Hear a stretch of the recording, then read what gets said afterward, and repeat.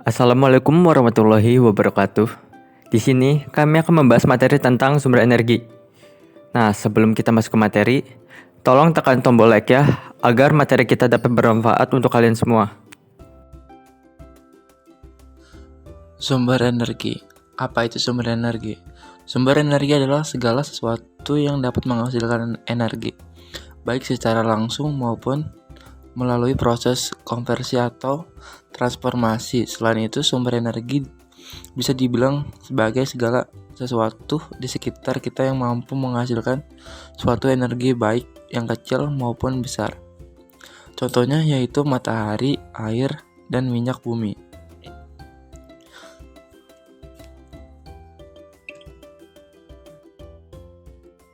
Ada macam-macam sumber energi. Sumber energi terbarukan.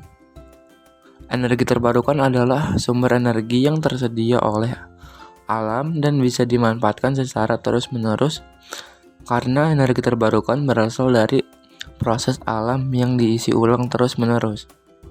Sumber energi tak terbarukan. Sumber energi tak terbarukan adalah sumber energi yang dihasilkan dari sumber daya energi yang akan habis jika dieksploitasi secara terus-menerus. Di sini jadi saya akan memberikan contoh energi terbarukan. Jadi energi terbarukan itu ada 4. Yang pertama ada air, angin, matahari, dan juga geotermal. Di sini saya akan membahas yang pertama yaitu air. Apa sih manfaat dan kekurangan dari energi terbarukan air? Manfaatnya yaitu air sebagai sumber energi terbarukan dan dapat diperbaharui secara alami. Air juga memiliki potensi energi yang besar dan dapat digunakan untuk menghasilkan listrik melalui teknologi hidroelektrik. Energi air juga bersih dan ramah lingkungan dan juga tidak mengeluarkan gas rumah kaca atau polutan lainnya. Tetapi kekurangannya, yang pertama, proyek hidroelektrik itu memerlukan investasi yang besar dan dapat memakan waktu berbulan-bulan atau bahkan bertahun-tahun lamanya. Terus, proyek hidroelektrik dapat mempengaruhi lingkungan dan ekosistem sekitar seperti pemukiman warga, habitat hewan, dan aliran air. Air juga memiliki potensi energi yang bervariasi tergantung pada kondisi cuaca dan musim, sehingga tidak selalu menghasilkan jumlah yang konsisten dalam energi listrik. Oke. Di sini ada energi terbarukan selanjutnya yaitu angin. Angin mempunyai beberapa manfaat dan juga kekurangan. Di antaranya untuk manfaat yang pertama, angin ramah lingkungan karena angin sendiri tidak menghasilkan gas rumah kaca dan juga limbah radioaktif. Yang kedua, angin merupakan energi terbarukan pastinya. Karena energi angin sendiri tak terbatas untuk digunakan sehingga tidak ada kekhawatiran untuk menggunakannya. Yang ketiga yaitu dapat diterapkan di berbagai tempat. Kenapa? Karena energi angin dapat diproduksi baik di laut maupun di darat, sehingga dapat menjangkau wilayah yang jauh dari sumber daya energi lain. Selanjutnya ada kekurangan dari angin. Yang pertama tergantung pada cuaca. Kenapa ya? Karena produksi energi angin sangat tergantung pada keadaan cuaca sehingga sulit untuk diprediksi dan stabil. Selanjutnya yaitu area yang dibutuhkan. Untuk pembangkit listrik tenaga angin sendiri membutuhkan lahan yang sangat-sangat luas. Mungkin di beberapa daerah atau tempat tidak tersedia. Terus selanjutnya untuk efek visual dari pembangkit listrik tenaga angin sendiri memiliki efek visual yang sangat tidak menyenangkan dan dapat merusak pemandangan alam. Selanjutnya biaya instalasi yang sangat tinggi. Untuk membuat pembangkit listrik tenaga angin sendiri itu tidak memakan biaya yang sangat murah, melainkan harganya tinggi karena membutuhkan banyak material dan teknologi yang canggih. Selanjutnya ada matahari. Manfaat matahari sendiri yang pertama yaitu sebagai sumber energi terbarukan yang tidak terbatas, sehingga dapat digunakan tanpa ada kekhawatiran habisnya sumber daya. Yang kedua yaitu ramah lingkungan. Energi matahari tidak menghasilkan gas rumah kaca dan limbah radioaktif sehingga tidak merusak lingkungan.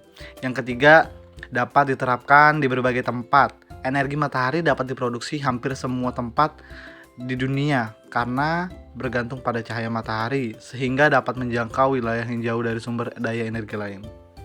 Yang keempat, biayanya yang sangat terjangkau. Biaya produksi energi matahari semakin murah dengan seiring perkembangan zaman teknologi dan skala produksi. Di sini ada kekurangan juga dari energi matahari. Yang pertama, tergantung pada cuaca. Produksi energi matahari sangat tergantung pada keadaan cuaca, sehingga sulit untuk diprediksi dan stabil. Yang kedua, dipengaruhi oleh waktu. Efisiensi produksi energi matahari bergantung pada waktu hari dan musim, sehingga lebih rendah pada siang hari dan pada musim dingin. Geotermal sendiri memiliki manfaat dan kekurangannya. Manfaatnya yaitu energi yang terbarukan.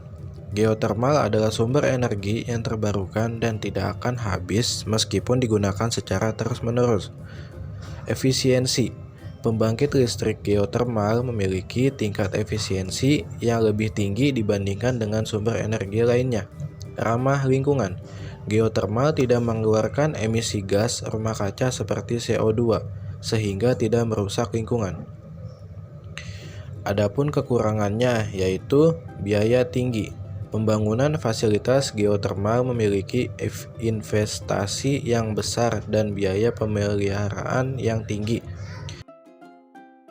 Di sini contoh energi tak terbarukan ada 3, yaitu minyak bumi, batu bara, dan gas alam.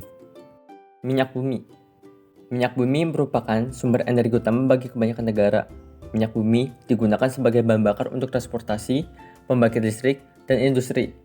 Minyak bumi juga mudah diakses dan ditemukan di seluruh dunia, sehingga mempermudah penyediaan dan distribusinya.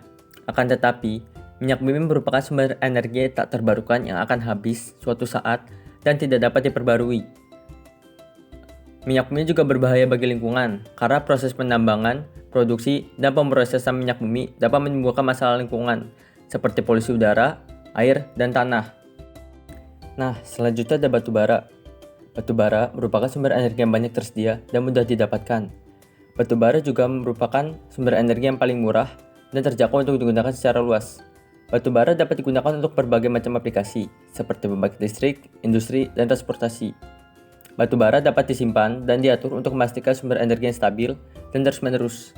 Akan tetapi, ekstraksi batu bara dapat menyebabkan kerusakan lingkungan, seperti kerusakan tanah, air, dan hutan, serta pembakaran batu bara dapat menyebabkan pencemaran udara dan mengeluarkan emisi gas rumah kaca yang berbahaya bagi lingkungan, seperti karbon dioksida, sulfur dioksida, dan nitrogen oksida. Nah, yang terakhir ada gas alam. Gas alam memiliki tingkat efisiensi yang sangat tinggi dibandingkan dengan bahan bakar fosil lainnya. Gas alam dapat dengan mudah disimpan dan didistribusikan karena memiliki ukuran molekul yang kecil dan tidak berbau.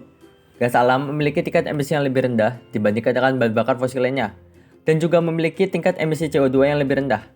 Harga gas alam cenderung lebih stabil dibandingkan dengan bahan bakar fosil lainnya, sehingga lebih bisa diprediksi.